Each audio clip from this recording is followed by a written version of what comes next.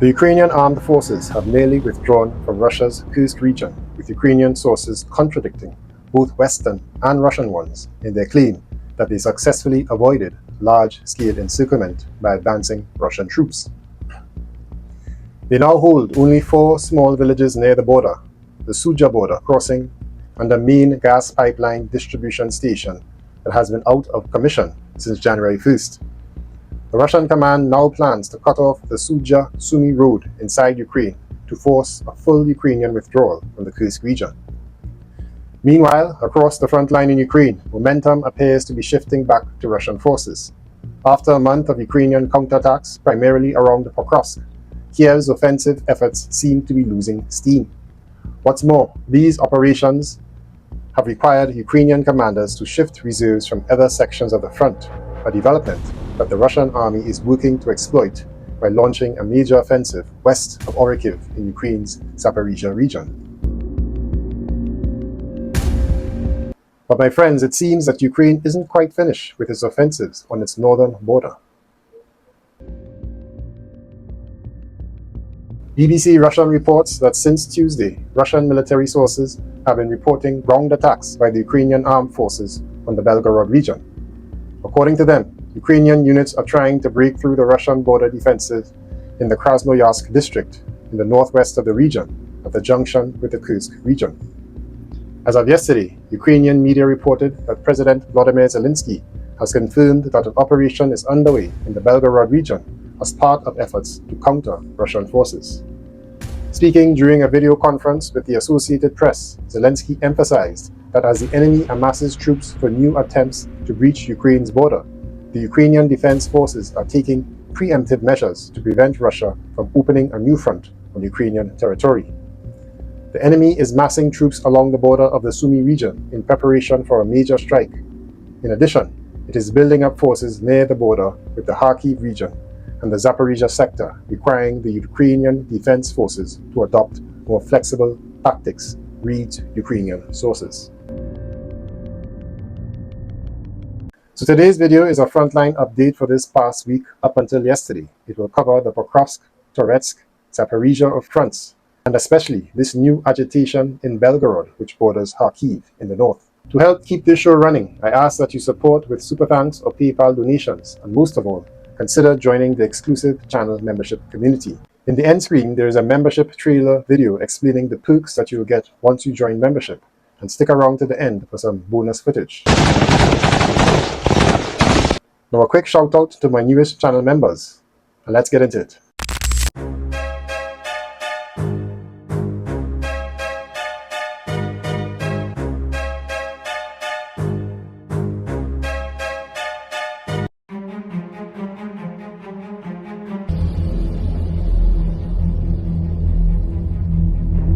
Earlier this month, Russian forces swiftly broke through Ukrainian defenses near the city of Sudzha, taking most of the remaining territory held in the Kursk region in a matter of days.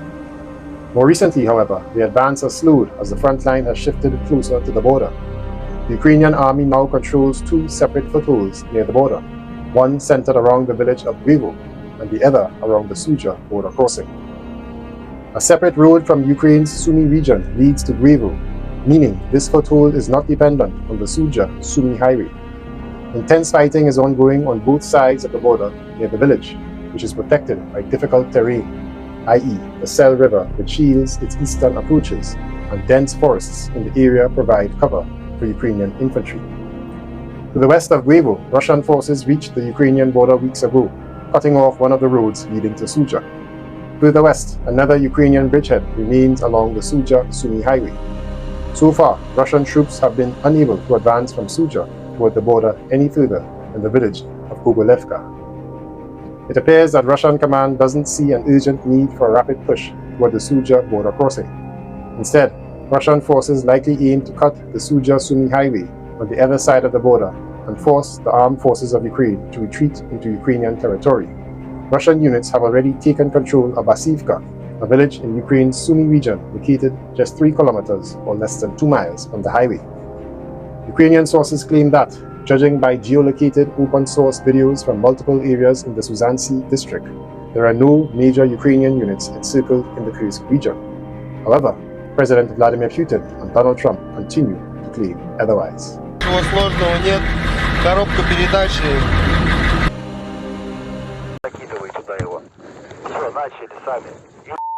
Meanwhile, further south, the Ukrainian counteroffensive in the Toretsk metropolitan area has stalled. Now units of Russia's 8th Combined Arms Army, recently redeployed from the Kursk area, have launched a counterattack. Ukraine's earlier advances were successful, largely because they coincided with a rotation of Russian forces. Units from the 51st Army had withdrawn from Toretsk, while the 8th Army had yet to fully establish itself in the city. The Ukrainian OSINT project Deep State claims there was no Ukrainian offensive in the city, arguing that much of Toretsk was a contested grey zone, where fighting reignited after the arrival of the 8th Army. However, available evidence contradicts this.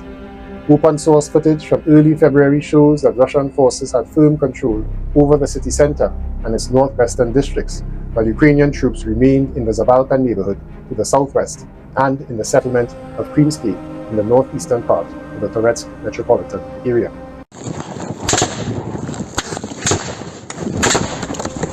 After losing parts of the city center, along with the villages of Leonidivka and Shribinivka to the west, Russian forces launched a counterattack in mid-March. Determining the exact front line from geolocated footage remains difficult.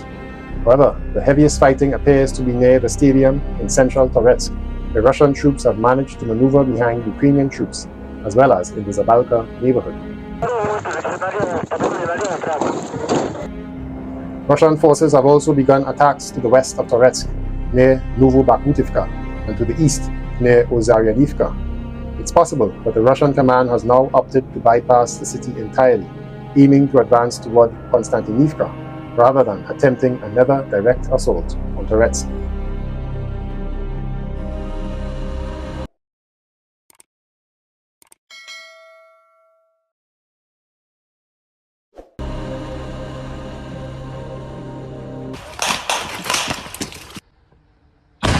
Slightly further to the west, in Kursk, earlier attacks near the villages of Pishany, Udachny, and Zaporizhia, as well as the settlement of Kotliny, successfully halted Russia's advance toward Kursk.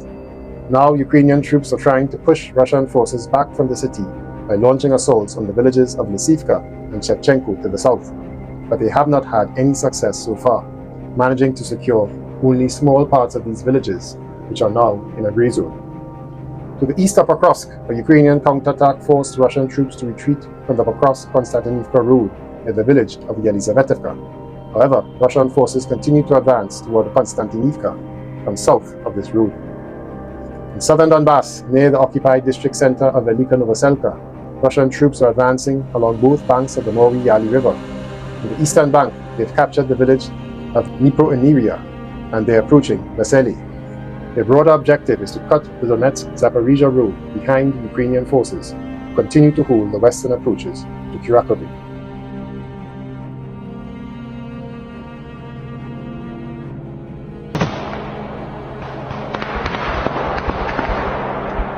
Now, after a year and a half of relative quiet, Russian forces have launched an offensive between the cities of Orikhiv and Zaporizhia. Part of Ukraine's 128th Mountain Assault Brigade, which had been defending the sector, was transferred to southern Donbas, weakening Ukrainian positions south of Zaporizhia. Russian troops bypassed the village of Pyatikati, where heavy fighting took place in the summer of 2023. From the east, captured the village of Stepove and reached the Mali Trebaki. If Ukraine doesn't commit additional reserves, Russian forces could reach Orikhiv from the west. Russian troops have also stepped up the offensive south of Orikhiv, pushing north from the village of Robotyny.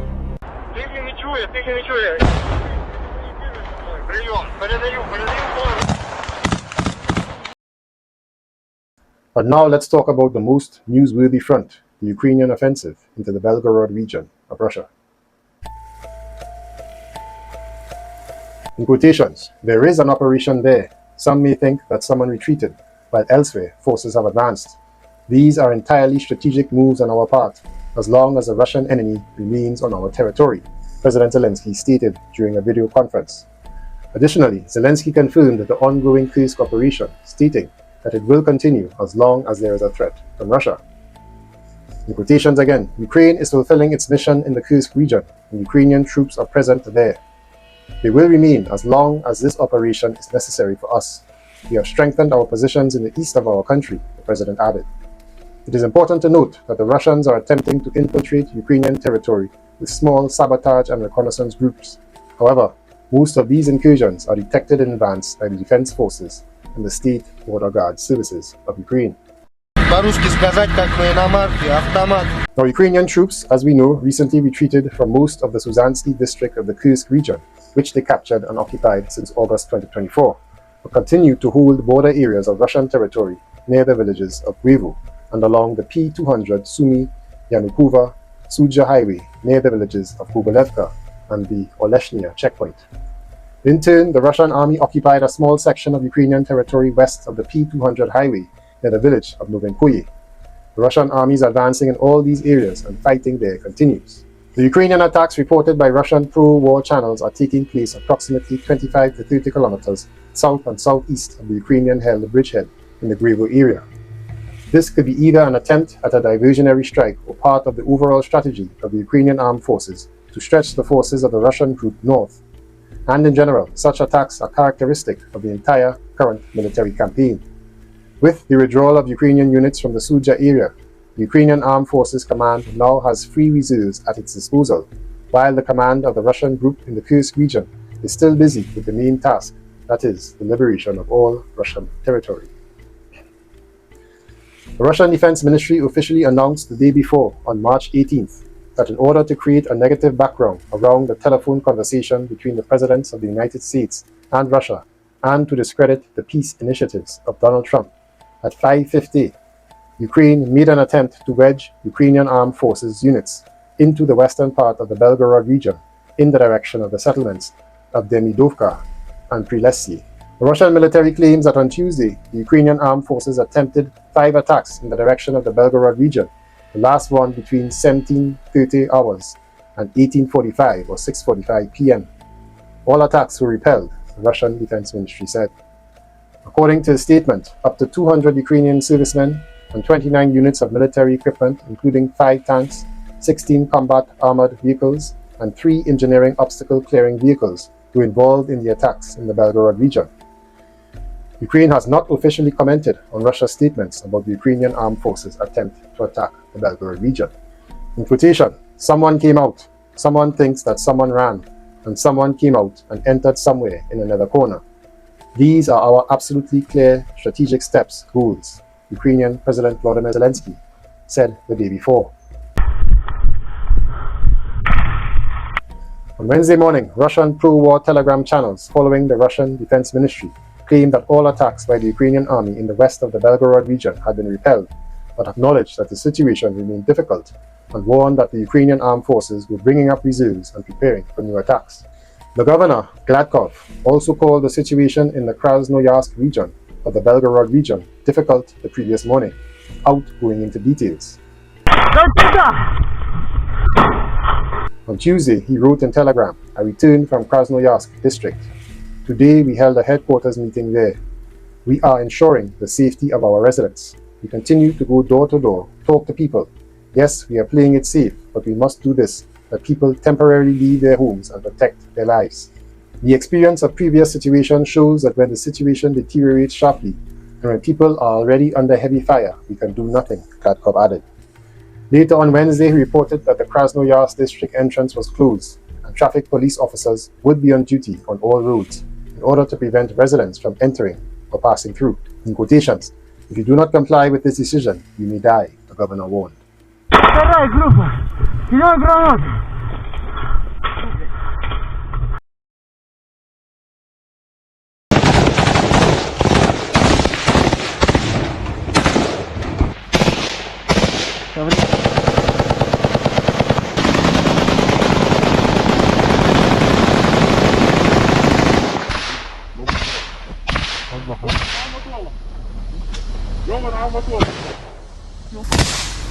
Давай, бить, помочь, бить.